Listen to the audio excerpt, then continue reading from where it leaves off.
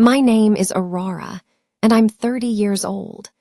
My relationship with my younger brother, Liam, who is 10 years my junior, has always been a source of profound difficulty in my life.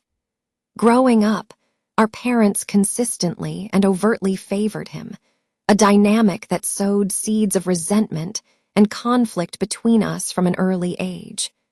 They would lavish praise on Liam for the most trivial of accomplishments, while my own achievements were met with little more than a passing glance.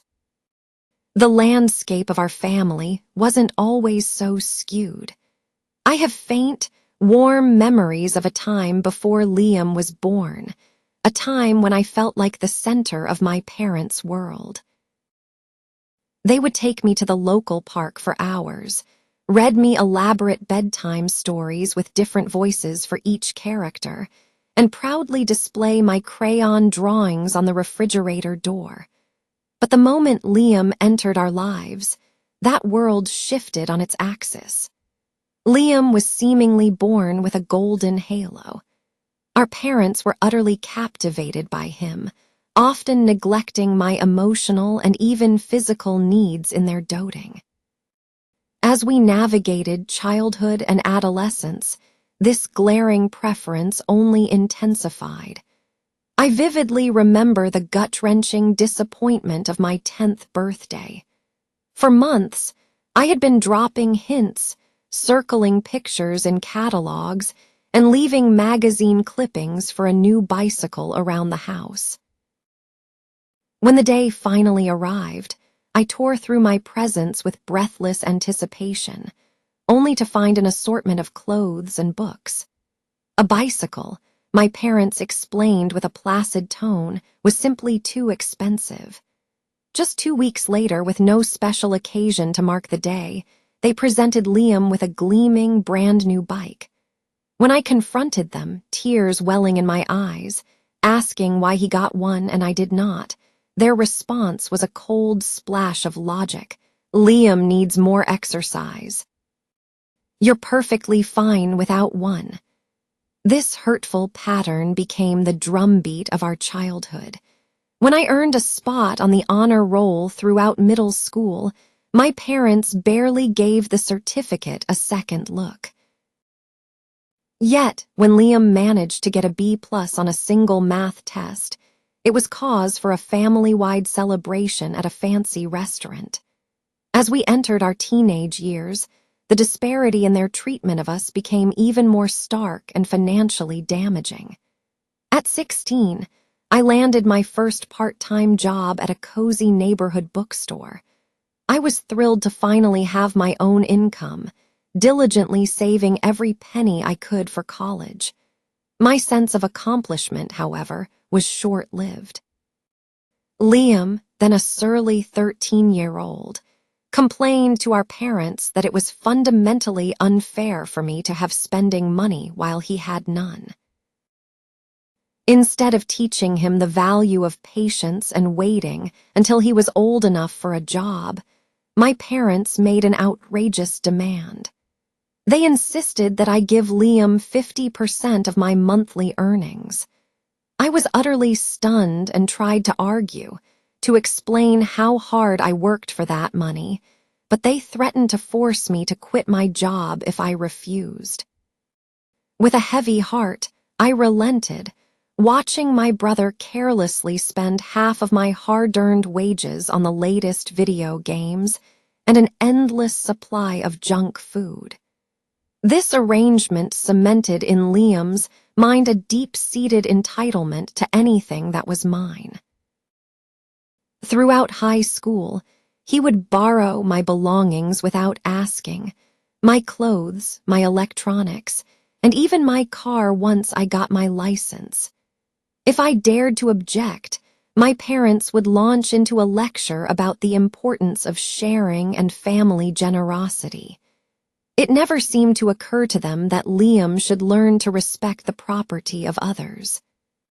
Despite the constant favoritism and emotional neglect, I poured myself into my studies, clinging to the belief that academic success would finally win me a sliver of my parents' approval.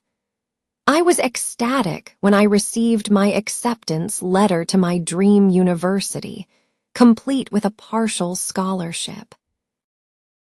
I rushed home, letter in hand, to share the news, expecting, for once, a genuinely proud reaction. Instead, they offered a lukewarm, "That's nice, honey," before immediately steering the conversation toward Liam's latest performance in a junior varsity football game. In stark contrast, a few years later when Liam was accepted into a local community college, my parents threw him a lavish party. They invited our entire extended family, hired caterers, and even booked a live band to play in the backyard. As I stood on the periphery watching them toast to Liam's mediocre achievement, a profound sense of hurt and resentment solidified within me. The absolute final straw came during my sophomore year of college. I had been working 2 jobs and saving meticulously for months to buy a high-quality DSLR camera for my photography course. Photography had become my sanctuary, a creative outlet that helped me process the stress of my family situation. I had conducted extensive research and finally found the perfect camera within my budget.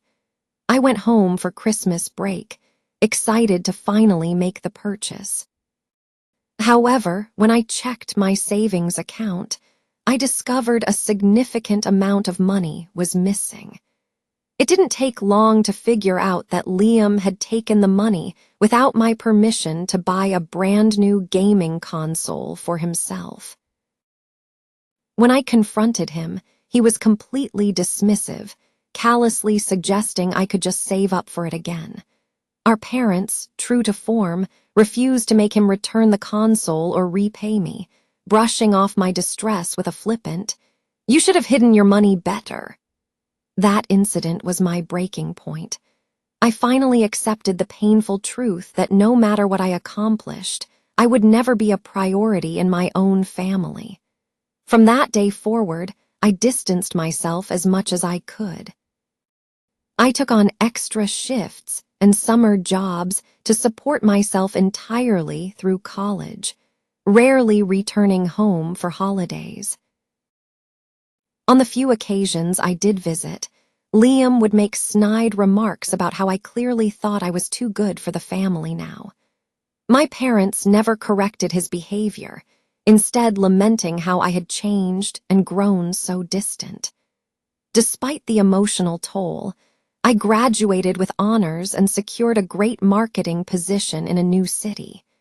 It was at my new job that I met Ryan, a kind and understanding man of 32, who would become my greatest supporter and my rock. We've been together for 5 wonderful years, and he has been incredibly patient and empathetic regarding my complicated family situation. Ryan's family is warm, welcoming, and has shown me what a healthy, loving family dynamic truly looks like. 6 months ago, during a surprise weekend trip to the coast, Ryan proposed. It was a perfect, beautiful moment, and I was overjoyed to start planning our future together. However, the initial euphoria of our engagement was quickly tempered by the dread of having to involve my family in the wedding planning process. After a great deal of soul-searching and long conversations with Ryan, I made the difficult decision not to invite Liam or my parents to our wedding. I am determined that our special day will be filled with love, positivity, and genuine celebration, not the toxic negativity and resentment that has defined my relationship with my family for as long as I can remember. Last week, the inevitable phone call came. My mother contacted me, her voice thick with tears, demanding to know why they hadn't received their wedding invitations. I took a deep, steadying breath and calmly explained that, given our history, I did not feel comfortable having them present on such an important day. She immediately accused me of being selfish and vindictive, completely dismissing my feelings as she always had. My father called next, his voice booming with indignation, telling me I was breaking Liam's heart by excluding him from such a momentous occasion. Apparently, Liam had been bragging to everyone that he was going to be my man of honor, despite the fact that we haven't had a civil conversation in years. The sheer audacity of his assumption left me speechless. I stood my ground, telling them my decision was final. This prompted Liam himself to bombard my phone with a barrage of hateful text messages, calling me every vile name he could think of. He accused me of being pathologically jealous of him and trying to orchestrate this entire situation to make myself feel important. It was as if he had constructed an alternate reality of our childhood in his mind, one where he was the perpetual victim. My parents have now resorted to threatening to cut me out of their will if I don't invite all of them to the wedding. Years ago, that threat might have worked, but I no longer want or expect anything from them.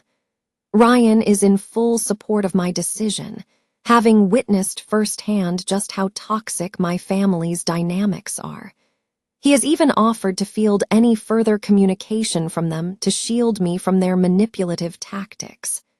Some of my friends, however, have suggested that I should just invite them to keep the peace.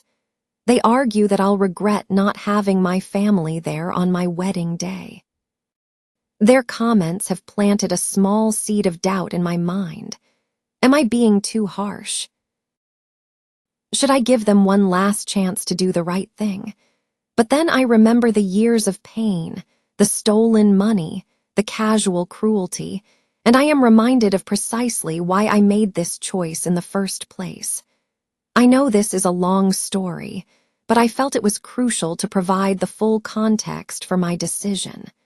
So, Reddit, am I the one in the wrong for refusing to invite my parents and brother to my wedding? Update 1. I want to sincerely thank everyone for the incredible outpouring of support on my original post. Your comments and words of encouragement have been a beacon of strength for me during this incredibly difficult time. I wanted to provide an update on the situation, as there have been some significant developments over the past few weeks. After further discussions with Ryan, I resolved to stand firm in my decision not to invite Liam or my parents to the wedding.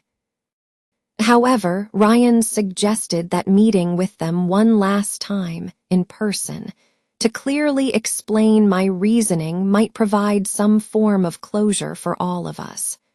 Although I was deeply hesitant, I agreed it was worth a try. We arranged to meet on neutral ground, a quiet cafe in a neighboring town. I arrived with Ryan by my side, a knot of anxiety tightening in my stomach. My parents and Liam were already seated, my mother's eyes puffy and red from crying, my father wearing his familiar scowl of disapproval. Liam, to my surprise, looked more subdued than I had anticipated. The moment we sat down, my mother launched into a dramatic, tear-filled speech about family loyalty and how I was tearing everyone apart. My father interjected with sharp comments about how ungrateful I was being.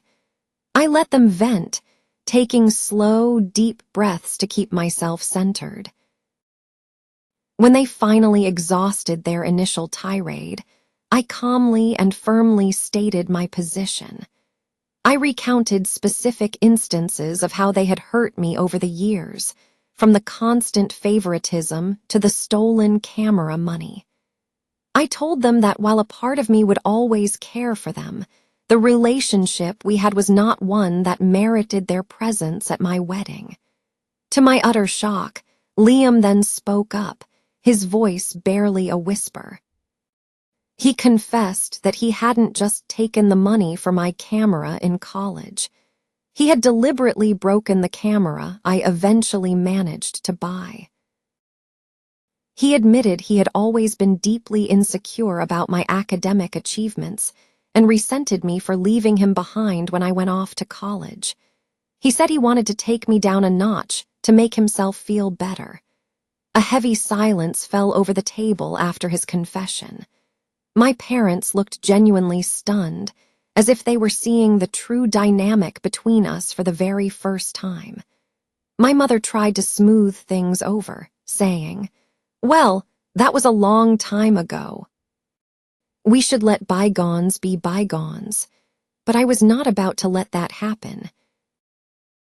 I pointed out that Liam's confession only proved my point about the fundamentally unhealthy nature of our family. My father then tried a different tactic. He offered to pay for the entire wedding on the condition that we included them. This blatant attempt at financial manipulation caught me off guard. I flatly refused, reiterating that this was never about money, but about surrounding ourselves with people who genuinely love and support us. At this, Liam seemed to snap. He began ranting about how I had always thought I was better than the family, and how I would live to regret pushing them away. It was as if all his earlier remorse had evaporated, replaced by the same old rage and entitlement. At that point, Ryan, who had been a silent pillar of support throughout the meeting, suggested it was time for us to leave. As we stood up, my mother grabbed my arm, sobbing, and asked if this meant I was cutting them out of my life for good. I told her honestly that I didn't know, but that I needed space and time to heal. In the days following that disastrous meeting, my phone has been inundated with messages from extended family members. It seems my parents and Liam have been spinning their own narrative, claiming I'm having some sort of mental breakdown and am trying to destroy the family. My aunt even called to suggest I postpone the wedding until I come to my senses. The constant barrage of calls and texts has been exhausting. There have been moments where I've questioned myself, wondering if I'm overreacting. But then I remember the years of accumulated pain, and I know I am doing the right thing for my own well-being. Ryan has been my steadfast rock through all of this. The way my family behaved at that meeting only reinforced his belief in my decision. He suggested we take a weekend trip to escape the drama and reconnect. We ended up driving to a small coastal town a few hours away. We spent our time walking on the beach, trying local eateries, and simply enjoying each other's presence without the dark cloud of family drama hanging over us. One evening, as we watched the sunset paint the sky, Ryan told me how incredibly proud he was of me for standing up for myself. He reminded me that we were building our own family now, one founded on mutual respect, trust, and unconditional love. That getaway was exactly what I needed to solidify my resolve and refocus on the beautiful future ahead of us. We even started talking about the possibility of relocating after the wedding, to make a fresh start away from the constant reminders of my family's destructive behavior. Upon our return, I made the difficult but necessary decision to block my family's phone numbers and social media accounts. It felt drastic, but I knew it was essential to protect my mental peace. As the wedding approaches, we've taken practical steps to ensure the day goes smoothly. We have hired professional security for the venue, just in case any uninvited guests decide to appear. We have also password-protected all of our vendor accounts to prevent anyone from making unauthorized changes to our plans. It is deeply saddening that these precautions are necessary, but I refuse to leave anything to chance. As our wedding day gets closer, I am doing my best to focus on the joy of marrying the love of my life, surrounded by the friends who have become my true family.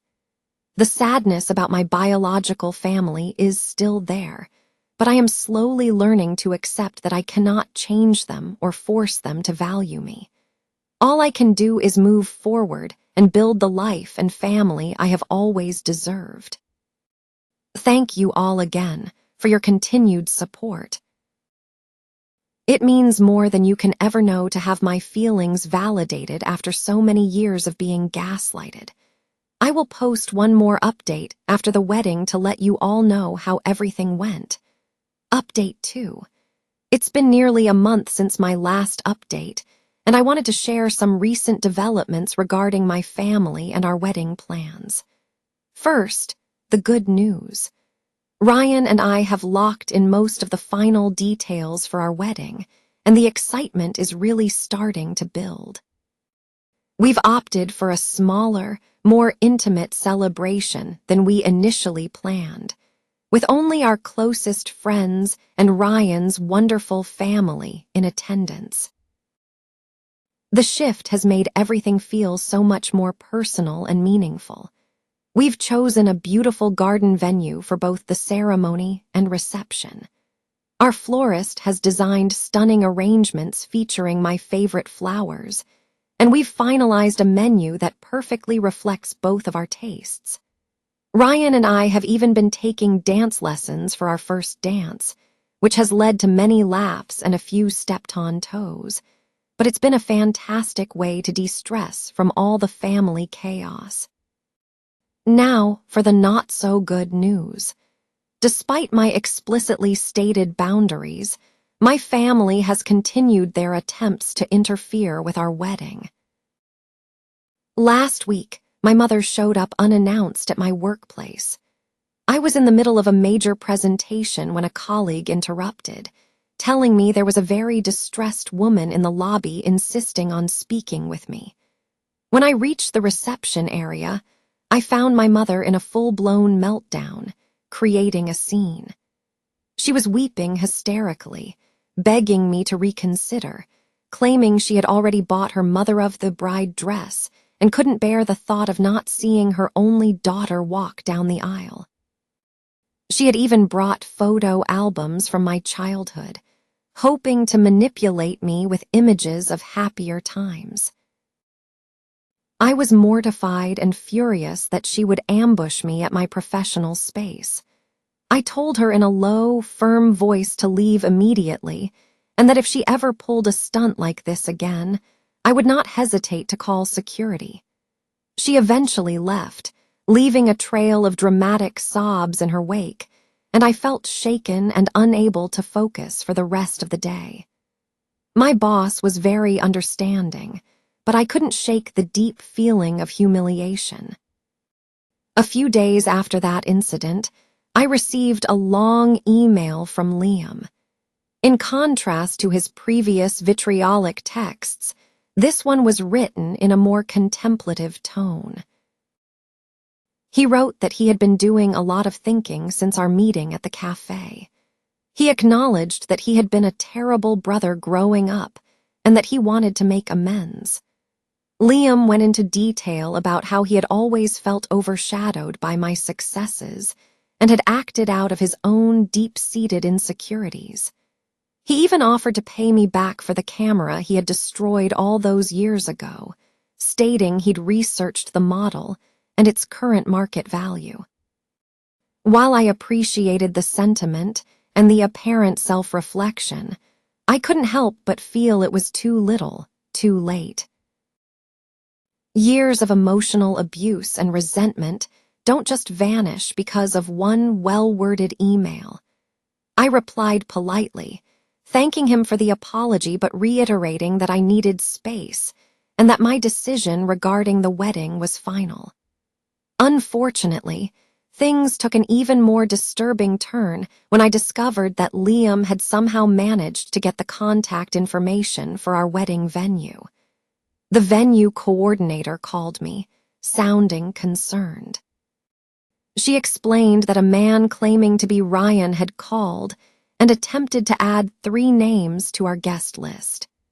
Thankfully, the coordinator was sharp and cross-referenced the voice with Ryan's from their previous calls and immediately called me before making any changes. I was absolutely floored that Liam would go to such deceitful lengths. It felt like a massive violation, and it made me seriously question whether his apology email was sincere or just another calculated move in a long game of manipulation. This incident solidified, beyond any doubt, my decision to keep them away.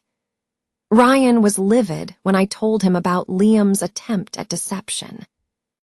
He is now urging us to look into getting a restraining order, as he's genuinely worried my family might try to crash the wedding and cause a scene. We are currently considering our legal options, though I am hesitant to escalate things to that level unless absolutely necessary. The thought of taking legal action against my own family, no matter how justified, feels like a monumental and heartbreaking step.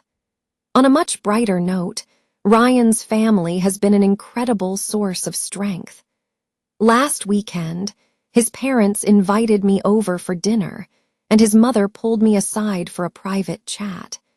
She told me that she already thinks of me as a daughter, and that she is so proud of me for protecting my peace. It was an incredibly moving moment to feel so completely accepted and loved by them, especially in such stark contrast to the actions of my own family. As the wedding gets closer, I am trying my best to focus on the love and happiness that surrounds me and Ryan, and not let my family's toxic behavior cast a shadow over this special time. Ryan and I have started premarital counseling, which has been immensely helpful in processing everything that's happened and strengthening our communication skills. We've been talking about our hopes for the future and how we want to build a family dynamic that is the complete opposite of what I experienced growing up. We've also decided to do something unique for our bachelor and bachelorette parties. Instead of the typical wild nights out, we've planned a joint private cooking class for us and our wedding party. It feels good to be creating new traditions that are meaningful to us, rather than just following expectations.